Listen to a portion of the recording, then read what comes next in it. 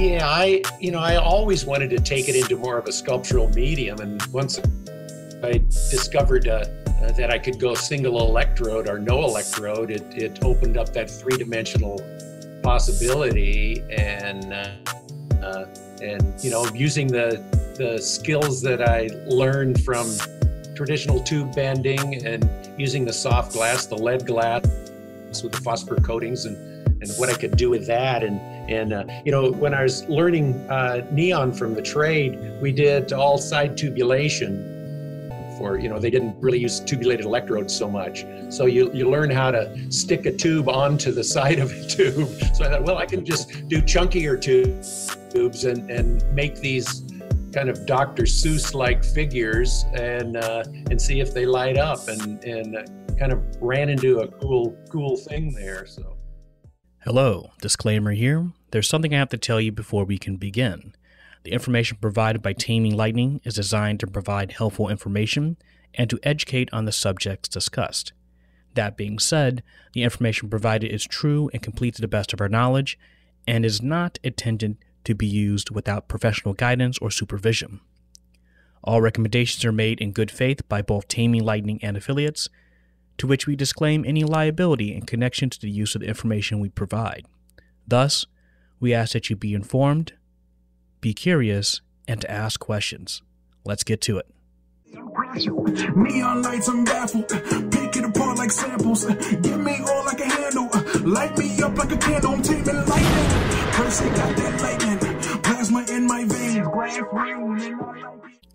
Welcome back, and welcome to the Taming Lightning podcast. I'm Percy Eccles II, your host for Taming Lightning, as well as the independent plasma tech at the Pitzer Glass Center, where I'm researching and developing a space for exploring plasma and neon light art. This is a process requiring the technical and artistic expressions of glass blowing with the alchemical and scientific application of electrified gases and specialized equipment that you would also find used in neon. Self-study in this field has led me to a growing network of experts and institutions that allow for conversations with artists, makers, and experts related to plasma, neon, glass, and beyond. Through these conversations, I hope to expand our understanding of plasma and neon light, looking beyond its associations with novelty and sign-making, and to explore the potential for noble gases as an artistic medium, and of course, have fun making and sharing what I learn along the way. Today's podcast is sponsored by Ventex Technology, which strives to keep the art of neon alive by providing high-quality transformers and neon sign accessories to the sign industry worldwide. We also pride ourselves in servicing existing manifolds, as well as building anew, and this is accompanied by thorough tech support by Morgan Crook. With neon being the heart of our company, we can help you power the past with present technology. For more information, please email Jessica Graves at jessica.graves@ventextech.com. Give the office a call at 803-794-8061 or visit our website at ventextech.com. Hello, Lightning Tamers. This is episode number 44. In today's podcast, recorded June 22nd of 2020, I'll be joined by David Svenson. David Svenson was born in 1953 in Upland, California. He graduated from Pitzer College in 1980 and has been incorporating neon in his work since the mid-80s. Often using glass and neon as his dominant medium, his works are known to express the subtle glow of color light in combination with carved wood or other sculptural materials. Growing up in the rural citrus country of Southern California, just miles away from the classic examples of State Route 66 neon signage, he was left with an early impression of multicolored light easily seen in the darkness of the night. This childhood juxtaposition, combined with witnessing breathtaking displays of the Aurora Borealis in his mid-teens, where he studied Alaskan Tlingit art and culture, set David on the path of light. Learning, teaching, sharing skills and knowledge about glass, neon, art, and the Pacific Rim cultures are important aspects of David's life today. Aside from working in his studio, David teaches at the Academy of Art University in San Francisco and has taught classes at the Pilchuck Glass School in Washington, Corning Museum of Glass and Urban Glass in New York, and has given workshops internationally. He has served as a board president of MONA, the Museum of Neon Art, and works periodically with a team of Alaska native totem carvers on large commissions. Welcome to the podcast, David. Just to give us a little perspective for our viewers here, our listeners, can you tell us a little bit about yourself, where you began in your career here in art and in glass and all the different things that you've been working on that led you to now? Just like a little brief overview. I know it's a lot to pack, but I'll try to keep it brief, but complex. I was born in 1953, but my dad was a sculptor, and I worked with him most of my life, actually, helping him do. There's our parrot in the back. He's named after my dad. No, Jello. Oh dear, he'll be quiet in a second. But I worked with him. He did a lot of public works and supported the family and so forth. So I learned a lot of technical stuff on making molds and a variety of materials, woodworking and so forth. But did that, and when I was 16, he sent me to Alaska to a friend of his ran a nonprofit Indian Arts Training Center, and it turned me on to the Tlingit Indian, who are totem pole people, and I learned how to carve, and I worked with them for many, many years on larger projects and so forth. That's really my first love, is wood carving in that tradition. Okay. And kind of an odd thing for me, a California white guy, but in working in Alaska, I saw the great examples of the Aurora Borealis and thought, wow, what is this? How can that be expressed in my artwork? And then thought about neon and how maybe capturing that aurora in a vessel of some sort is possible. All kind of dreaming at the time, but that sort of led me on my path of neon. I came back to California and tried to find somebody who could teach me the trade, and it was very secretive, difficult to find anyone who would share it just because of the competition and so forth. But I did find a father and son in San Bernardino who were willing to teach me. They knew I was an artist. They knew I was dyslexic, so I wouldn't be competition for them. But I worked with them and learned a lot just from that trade. I'd bring in a piece of that I'd make at home of bubbles or something more sculptural, and they'd go, "What are you doing? You could make a lot more money doing commercial signage, but let's pump it and see what it looks like." So they were curious themselves, and so that was awesome. Yeah. And so I worked with them for about 3 years, and learned the ins and outs. I never was great at following a pattern. I was more of an airbender, which is okay with me. Yeah. Yeah, but there's so many skilled benders out there. It's great. If I need something super tight bent, I'll go to Michael Fleckner or somebody. Oh, yeah. Somebody who's just excellent. I just recorded with Michael. It was last week. I think last week we had a recording with him. So that was super exciting. Wild guy. He's a wild guy. We kind of grew up doing neon together. Through the Museum of Neon Art, showing in different exhibits all over the place. So really fun to work with. Yeah.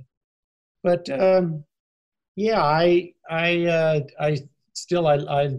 it kind of depends on what hat I'm wearing on what I'm doing at the time. I'm still doing wood carving for some Tlingit folks, and Preston Singletary is Tlingit, and he's a fantastic glass artist in Seattle. Oh, yeah. And I carve for him, and he has the pieces cast in glass, which are overwhelming. It's outrageous. So yeah, I just finished a piece carving, a piece I've been carving for him, and it's going off to the foundry now. So that's awesome. So now I'm back in the neon shop. I'm so happy to be working over the fires. Two opposite mediums, you know, from wood carving, which is so slow and methodical, and neon, where you can't think too much. You just have to do it. Yeah, they're very similar in terms that you only get to work with the material you have with you, sort of deal. I mean, you can kind of add a little bit, but you can't really do too much adding onto your neon as maybe if it was like a furnace glass blowing or something like that. Yeah, the furnace glass blowing, I've seen some examples of yours. That's exciting. I love that too. My wife is a glass blower, and we're setting up a furnace next to the neon shop. And okay. So it's going to be awesome. We're going to do classes there, and hopefully you can come to the West Coast and participate. Oh yeah, I'm excited to take another visit out that way. I was out there back in January. I was up in the Oakland area and kind of traveled between there and Scotts Valley, seeing a whole bunch of people. It was a very short trip. I would like to jump back out there again and spend more time and just kind of run through the entire state of sorts. Yeah, well, you know, the Bay Area has its community there. I'm from Bruce Suba and Ed Kirshner and and Bill Concannon. You know, it's outrageous. It's good people. I love sharing. You know, I mean, it's one thing to do my neon work and my art and my creations, but to share that with other people is what's really important. Teaching, you know, whenever there's in the context of teaching, but just to keep that medium alive and see where it'll progress to. Yeah.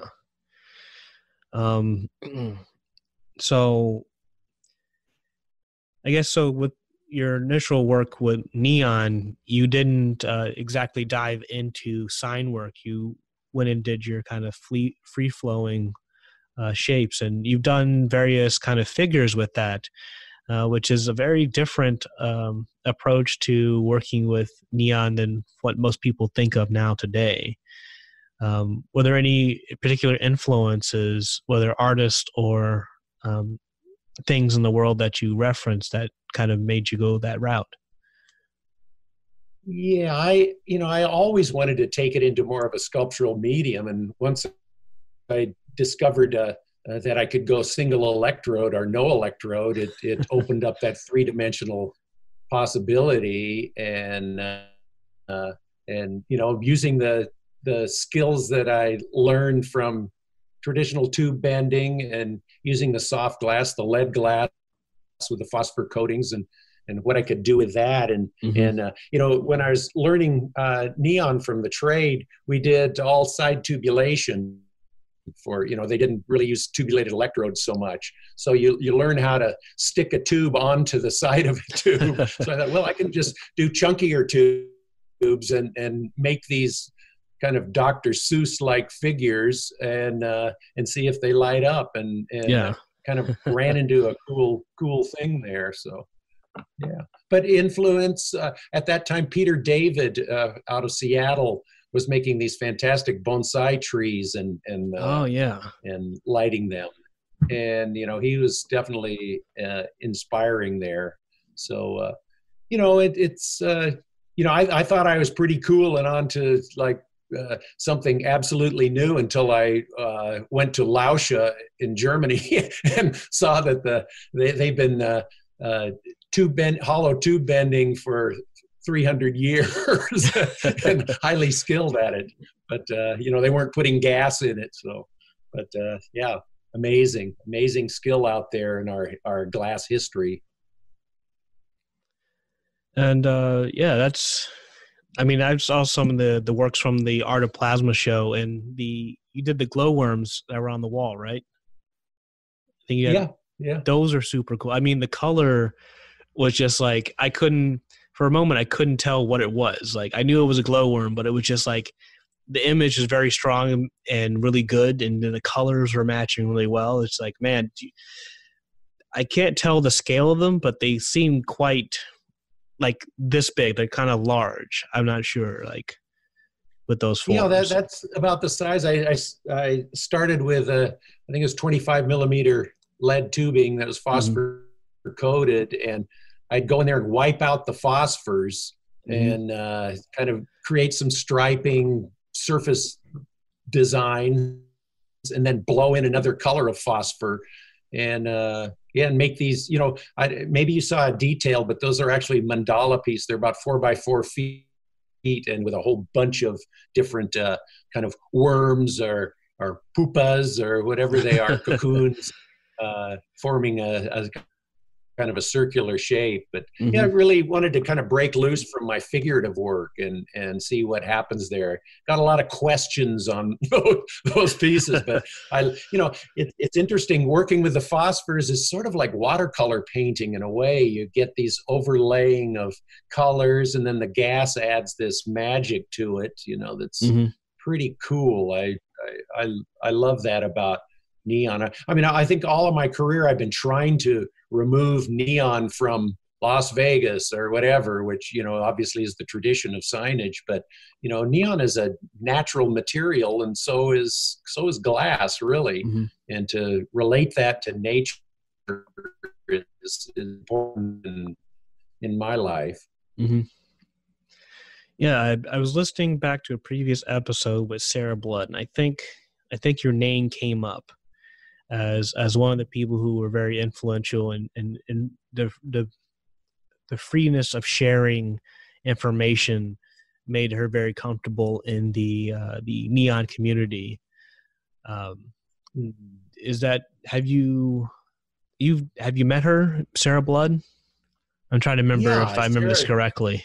I think she took a class with you at one point, and then kind of reached out to you at some point. And Sarah's cool, man. I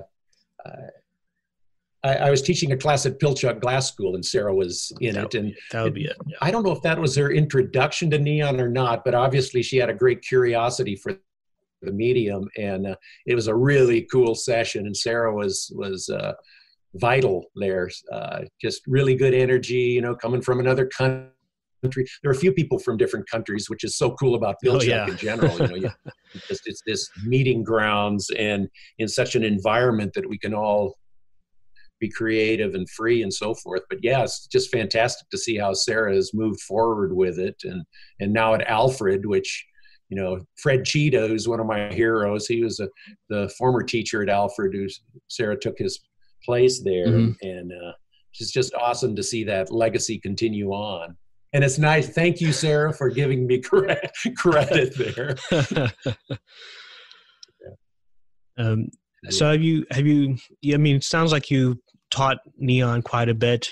What are some of the things that you put forward in some of these workshops or beginnings or teachings that help students transition into just exploring the medium? Well, so many workshops are short, so it's hard to get too involved. You sort of have to keep it super simple, because you got a variety of people who maybe have never been over the fires before or not understanding you. You've been involved with neon now for a while. You realize how complex. There are a lot of details, a lot of subtleties there that either make it work or not. But I just try to keep it as simple as possible, so they go home with an enthusiasm, and hopefully they can continue on somewhere. But I taught at the Academy of Art University in San Francisco for 11 years in their sculpture department, where they had a neon facility. And there I could get a little more involved, where I'd have students who could take multiple semesters and so forth and they really developed. A lot of them have continued on and so forth. But in the context of a sculpture department, it was just outrageous for me, because these students would already know how to make molds and so forth. So I introduced them to mold blowing, where we'd get the tubing and blow into molds to make certain forms. And so they were making sculptures that light up, and it's pretty good, man. It's a whole generation there that I hopefully nurtured. And now that studio is shut down, so yikes. Due to the pandemic, right? or is it something else? No, they decided to discontinue the neon in their sculpture department, which is a shame. Yeah, that's happened to quite a few places. It's a tough one to, there are very few schools that have a neon facility. It's difficult to maintain. I mean, a hot shop is hard enough. Yeah. You got the neon in there. They don't know what's happening. To just get a bombarder approved through code is a little challenge.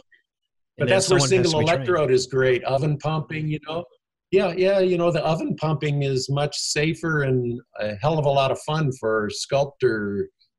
So it's a way to go, I think. And that's something I'm going to be transitioning into here at the Pitzer Glass Center. We don't have the facility to have a bombarder, and no one here is trained to use it. And one of my visits out to Sweden was visiting with Tommy Gustafsson, and he was showing me and walking me through how the oven process tubing, and that'll be the adjustment. And, sometimes it just takes the adapting to your circumstance and resources and your facilities to make things work. And there's still a lot of mystery about neon for a lot of people, Oh, for me too. I love that mystery. When I was first learning, I'd go visit Larry Albright, who is just one of the pioneers in plasma and crackle tubes and so forth. But I'd ask him questions, and he'd say, he kind of knew my personality. He'd say, "It's just magic." I go, "Thanks a lot." But he's right. I like that magical part. I also like sort of not knowing. Mm-hmm. I meet people, who are so into the physics and so knowledgeable, and I'm not sure how much experimentation they'll do because they already know it. I love the idea of not knowing. But yeah, back to the oven pumping. I mean, Tommy has a fantastic facility from what I've seen just on the internet, but he's more into production and so forth. But just, having an oven and having, your tubulation go into the oven and pumping a piece is just really a cool thing. Yeah. Good process. Got to have that induction heater though. Oh yeah. Yeah. I was looking at some of the metal manifold that surrounds the entire kiln, and I was pointing out that he may need to get like a debris block on there, because he actually, I think I need to get a debris block on there, because at one point when he was cleaning out the metal manifold around the outside of the kiln, there was at least, 10 centimeters of like glass particulate, broken pieces of glass particulate at the bottom. I was like, well, you're lucky your pump wasn't destroyed by that, with that stuff flying through. But he since then has moved that around, and I'm excited to visit again and see what he's been doing. He's been doing a lot of, working with artists and things like that, and he loves making his own little arrangements, which is super cool. And he wants to do plasma, so hopefully he can work out some time to work on that. But he's pretty much a hot commodity out there. Everyone wants some type of neon, and especially in that area, he's one of the few contacts for neon in most of Scandinavia. So, yeah, he also works in that chunky tubing. That's pretty impressive, and different kind of fires and so forth. But yeah, I always I have this what is it? It's like a spun glass angel hair, they used to call it. They put it on Christmas trees when I was a kid. But I made a trap, between the piece and the manifold, and that'll catch any particles and so forth. So that surely helps, because I don't like all that junk in the manifold either, or in the pump. Right. In neon, what do you find is most exciting about the material or the process? Wow. The other gases. Yeah. What have you played with? It's like, here we talk about neon, and surely it involves the argon, and I love krypton. I love them all, but it's just seeing those gases inside. It's like it's a living thing. And just to express that through thick and thin tubing and so forth, it does kind of that magical stuff. But so much of my work has just been making the imagery and just making them light up. It's kind of a whole new world of the plasma folks doing the higher pressure stuff. I always just put normal pressure in my tubes and just so they would light up, neon mercury primarily, just because I'd get that gradation on the tips of the pieces from red to the blue gas. Well, that's super cool. Yeah, it's again, I guess I'm just a sculptor and want my pieces to glow from within. And so much of it too is what materials do you use with your neon? How do you make it into a complete art piece, maybe make a statement or something? So neon is just part of it, a big part, but I've been incorporating my woodworking in with the neon and interesting mix of material there. I also love concrete, anything that's non-conductive. Yeah. But, yeah. When you're teaching when you were teaching your sculpture students, was there much discussion on materials and how that affects the work, or how that gives a read to the work? And what are some of the things that you, from your experience, has come up regarding that? Oh boy, I was so lucky to teach at the academy, because even though in the sculpture department, I'd get students from other departments, from photography to fashion and so forth, and they're all coming with different backgrounds of medium, and they would incorporate the neon into their work. So I never tell the students this, but I'd learn more than the students would learn from me just by watching them work. But there was no, the key thing was to make sure pieces were safe. And, that metal is an issue. And of course, we had students in the sculpture department who were bronze casters, and you're say, well, you got to isolate that neon. But yeah, stop pieces from grounding out.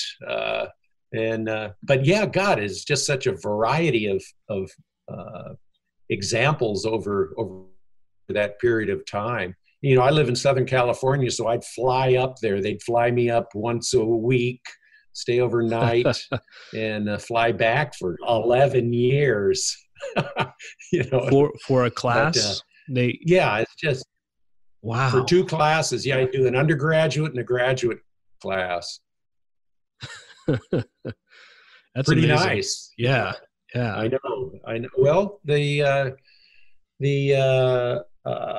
president of the school really loved neon, and I mean, why that stopped, I'm not sure. Just who knows? Politics. Never know what happens there. Change of hands, change of heads. Well, I just loved my experience there. That was for sure. So, yeah. So any material is possible, and that's what's exciting about neon. It isn't just neon.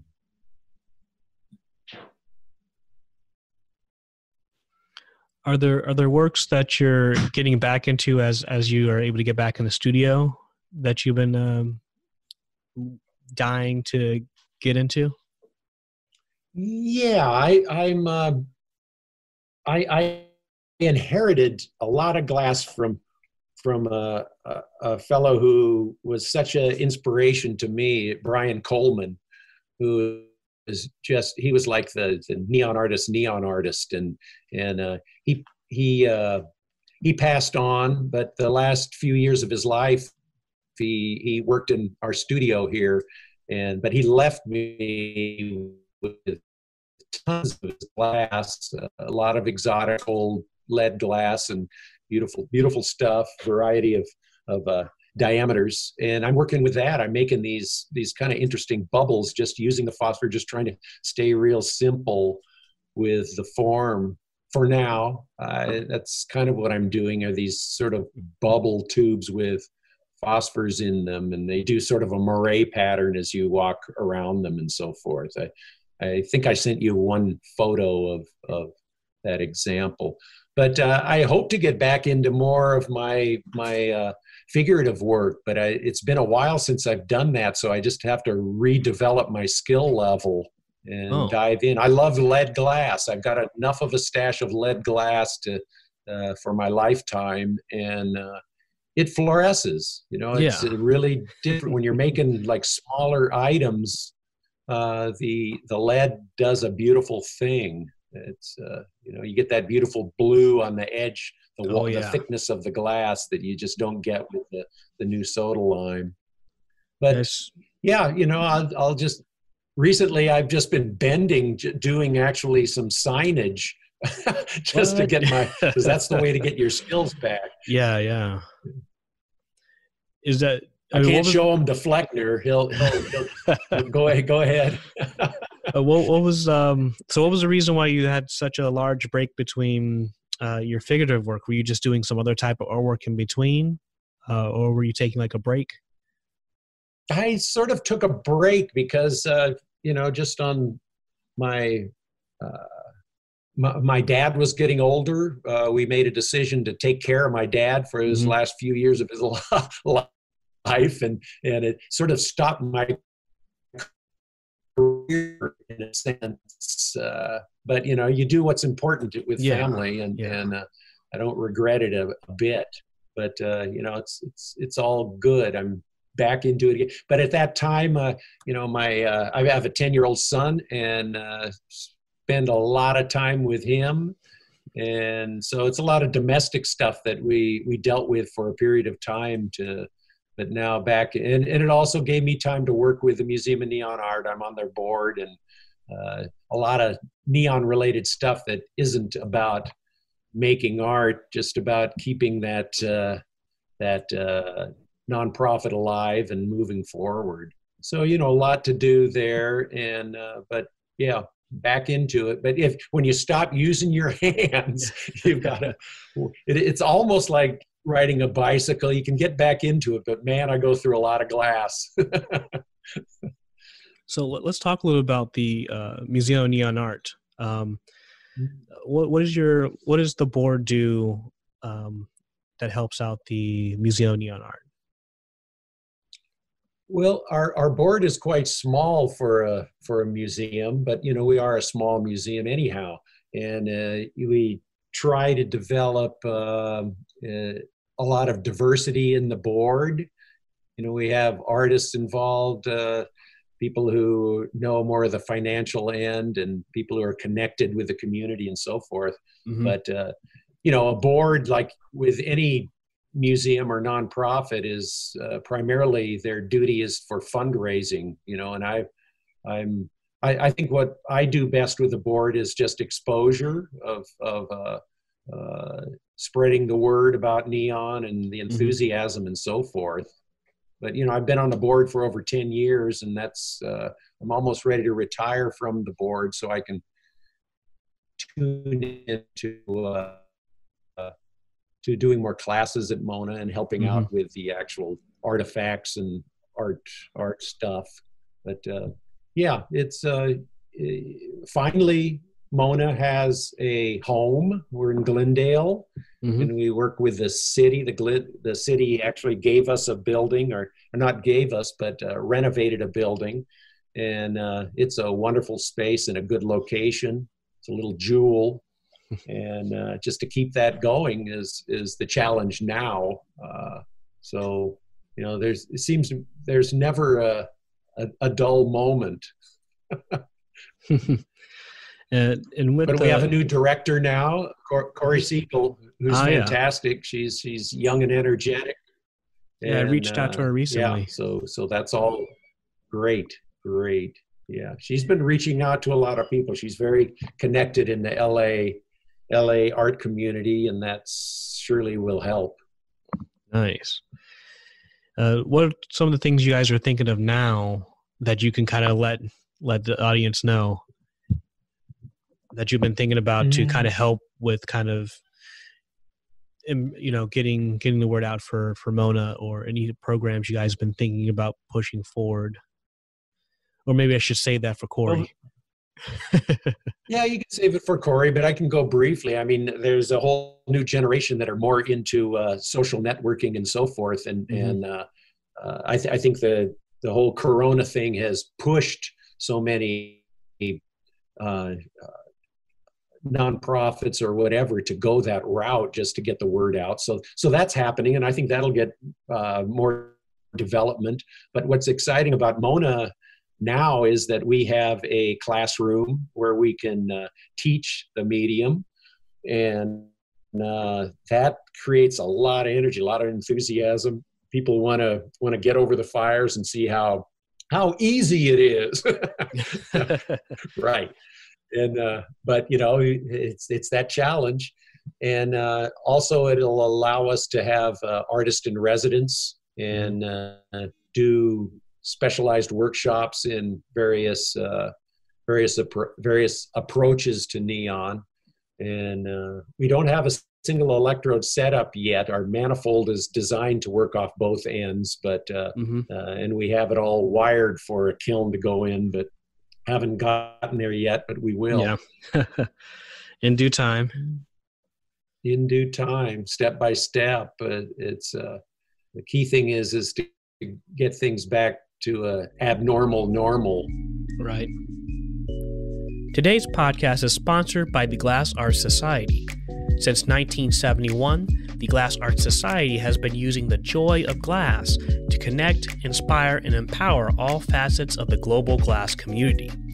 From the early days of the American Studio Glass movement to the upcoming United Nations International Year of Glass, GAS continues to foster connections across generations, disciplines, and borders.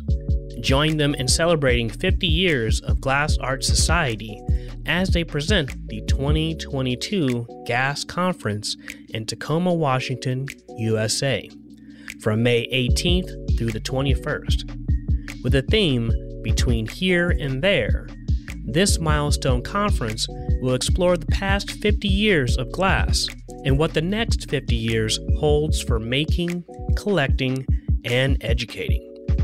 Visit glassart.org today to learn more and register.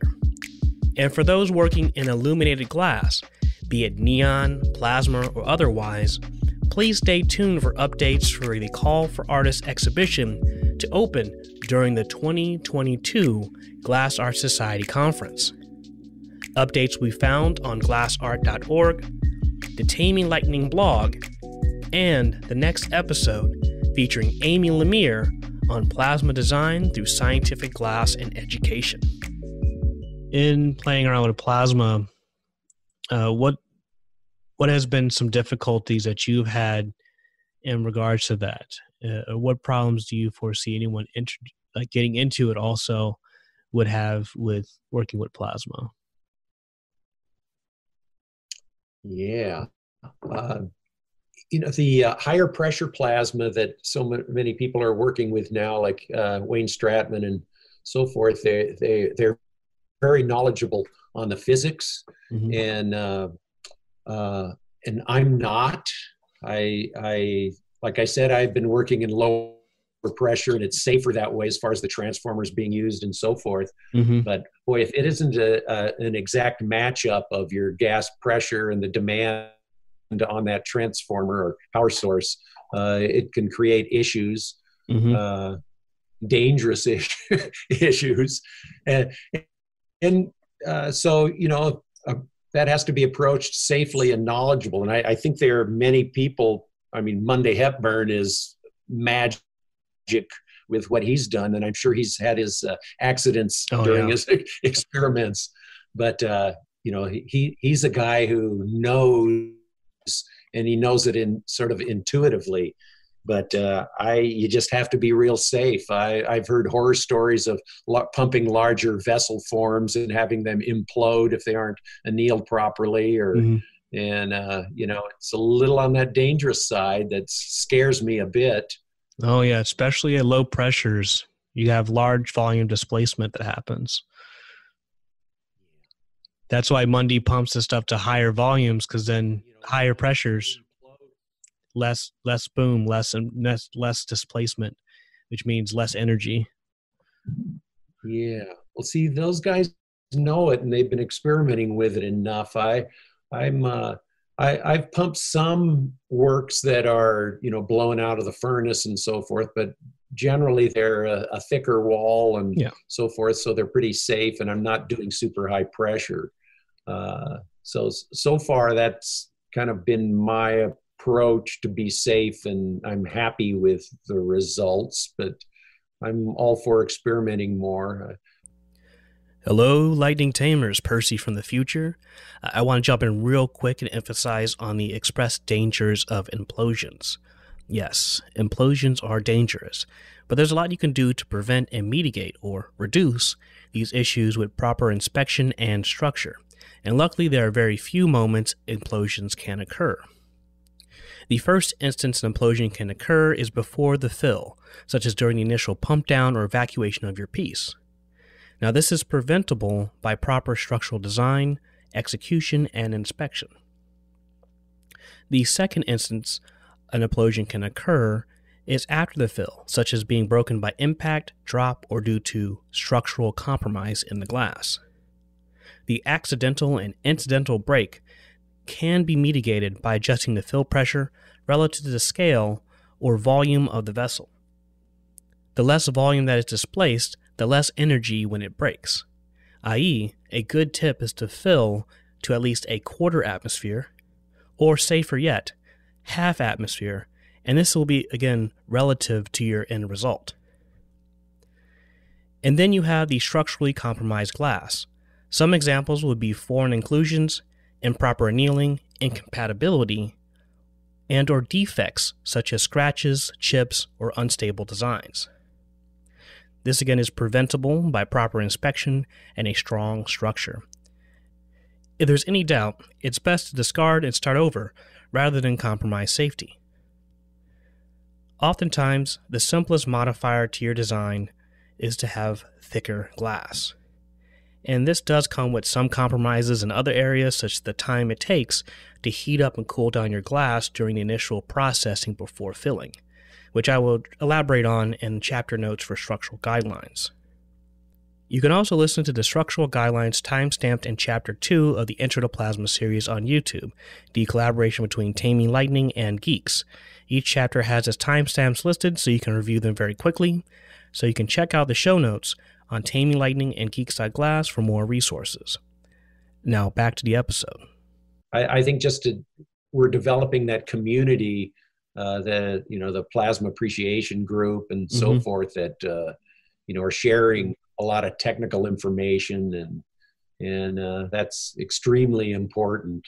But I also see that you have to develop that creativity side too. You can get too hung up on the technical end, and it's cool and all that. It's magic on what happens inside of the vessel, but to put it in the context of art, I feel you need to state something there, even if it's just a statement of extreme beauty. It's okay, Yeah. but somehow because otherwise, I don't think art critics. Not that I highly appreciate art critics, but somehow if you want to fit into that context, we have to really push it in a creative way, and it captures art lovers' imaginations.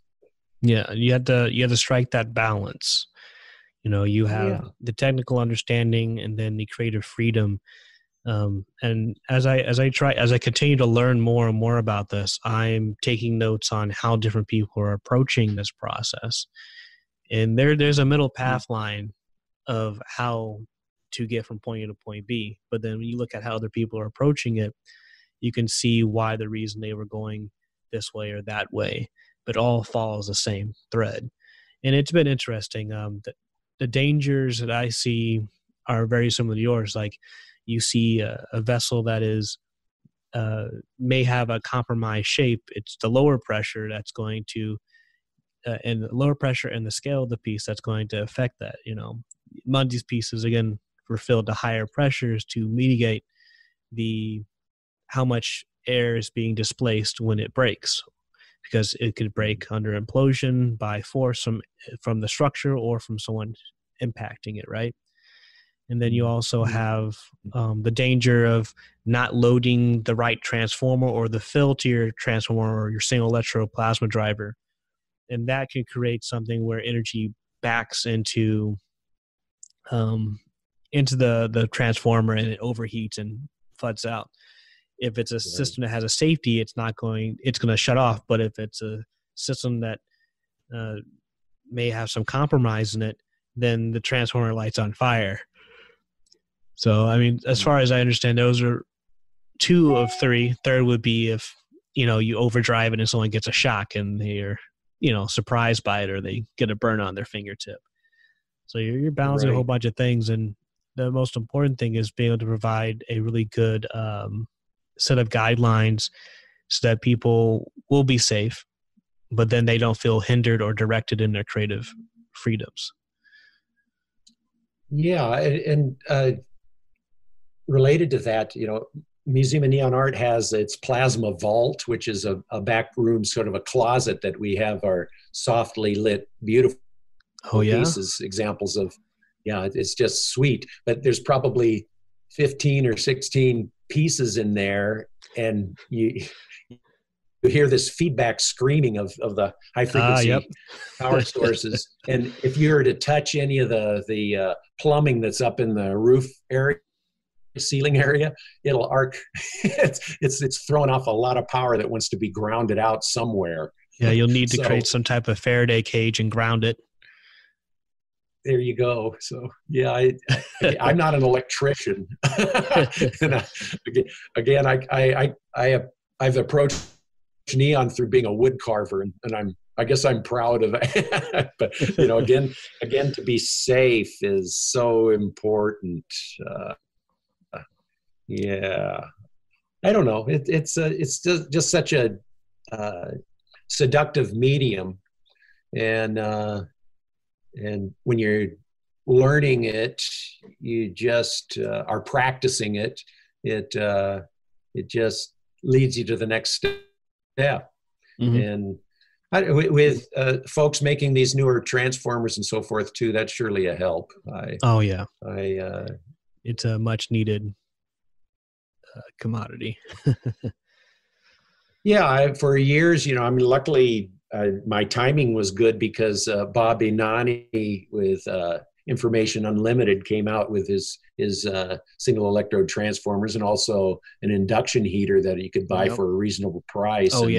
That led me on my way there. I kept frying them. I burn up the induction heaters, but it's usually my mistake. But it's an interesting tech world. When I teach neon, I let people go over the fires, and that's pretty much their art and or whatever they create. But then when it gets to the processing of the vessel or the tube, that's where the science comes in, where you can't make mistakes there if you want your piece to run and work properly. And what I found out with single electrode being you cannot age the tube like you do with conventional neon. Right. You have to have every step of the way as clean as possible. I wash all my glass and rinse it with distilled water, dry it out, and make sure my mercury is clean, and so much there that and it really does make a major difference. Oh yeah, and it's surprising. Gases, when they mix, they don't mix immediately. They take some time to settle when you're doing stuff with plasma. There's a video, I need to find that video, but Wayne was showing one of his fills, and you see like a little bit of iodine in there with some krypton, and it took maybe 30 minutes for it to completely change over and homogenize when turned on. But it just eyes glued to that piece. It was super cool. Do you have any questions for me or any closing statements?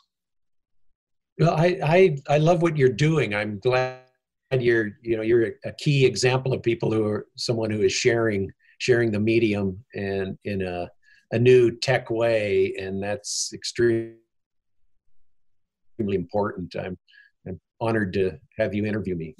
Yeah. love the examples you've done in the past of with Monday and yeah, I love the Monday one.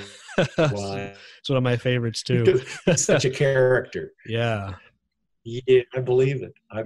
He knows how to articulate and in somewhat layman's terms too, Oh, which yeah. is awesome. I love his discussion on phosphor. That was really one of my favorites, is when he talks about, you have your colored glass, you have your phosphor mixes and things like that. And actually, it's funny, now I got another question. Have you ever mixed into phosphor, like suspended phosphor into any of your glass tubing to mess around with color effects?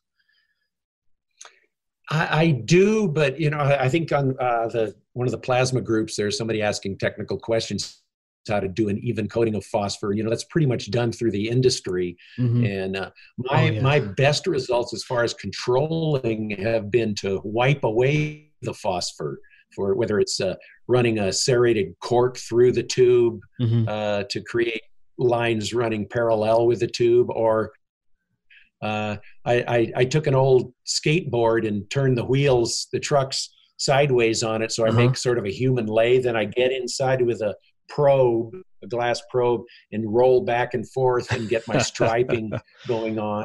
And I can get pretty good control on that. But there have been so many approaches. I'll take a piece of fish line and hook it onto my power drill and just let it randomly rattle through the tube, and you get a nice organic design pattern, or blowing it in. I've done a lot of that, and you have to be careful there. But I mean, that's what Brian Coleman was doing a lot of too, where he'd get the phosphor as a powder form, put it on the end of the tube, and then get a compressor and blast it through, and it would just this is after he bent his tubes, into these beautiful spiral forms or whatever. So it would just dust the outer edge and become very organic in the effects and so forth. But dusting and wiping out have been my method. And you can overlap you can blow a phosphor in from one end of the tube, then blow it from the other end, and it'll give you an interesting mix. They're kind of hit or miss, but depending on the humidity in the tube too. Right. But pretty random. I mean, I come from a kind of a ceramic background, and it did a lot of raku firing, which has this random approach of results, and I sort of like that with the neon too, to have it a little freer and have it hit or miss. But as far as really controlling I've tried doing that, and it's a difficult medium to actually control. Wayne Stratman has done some interesting things in his larger vessels, but and Monday as well. People are experimenting with it. What in looking at Monday's work, his earlier stuff was outrageous, his flowers and so forth. And somewhere he saw my work, my figures, and just in the middle of the day, I got this phone call from Monday. I never met him before. He said, "Who are you?" I thought, "Oh, well, that's cool. I'm honored that you went out of your way to call me to ask me who I am." I had to think about who I am.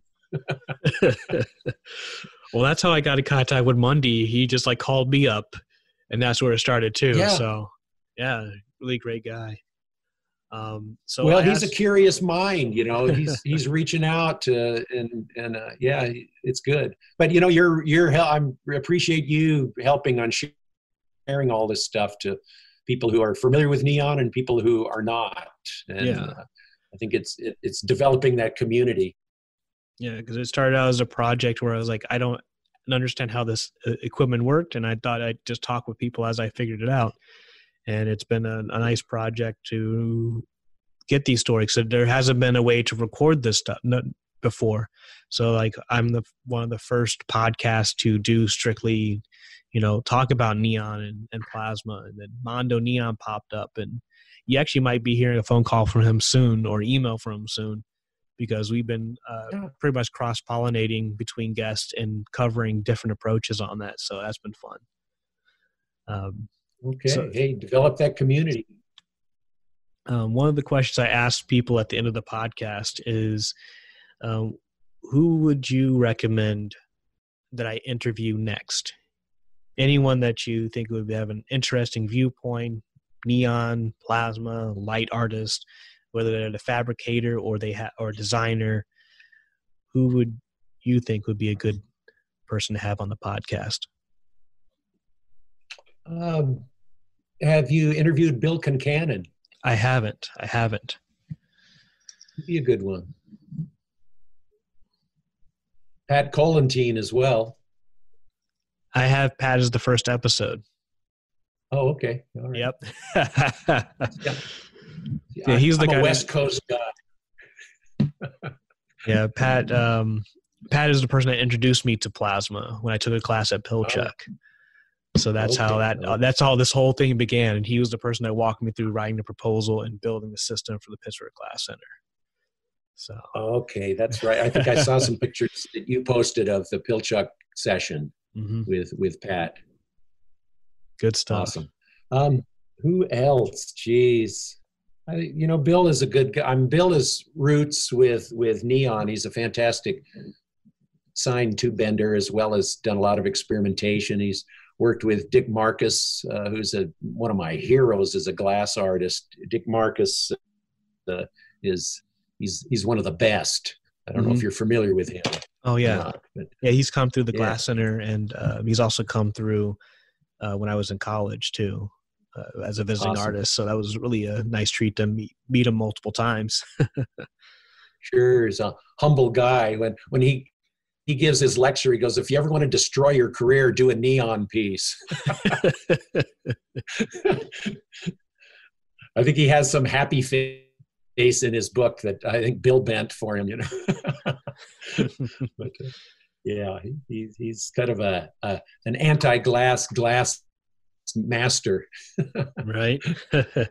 But yeah, who else? I'll email you and let you know if a name comes up. Certainly. Go international. It'd be cool to see some other folks. I mean, maybe Tommy would be a good one.